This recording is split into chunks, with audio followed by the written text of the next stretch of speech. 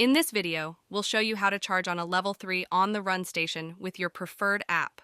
We're at a charging station at the foothills before entering the Canadian Rockies. There are on-the-run EV level 3 charging stations along major routes in BC and Alberta, but is expanding its network in Canada and the US.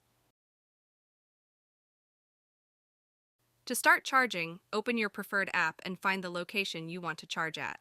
Select the station ID that matches the one on the station, and proceed with the steps in the app to activate the station. You should see visual feedback on the station that it has received your request to charge. Then, plug the correct connector in your car. On-the-run level 3 stations typically have a CCS and a ChargeHub connector. It could take several seconds for the charge to begin.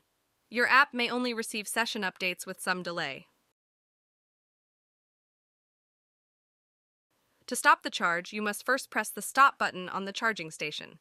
You should see feedback on the station indicating the charging session was stopped.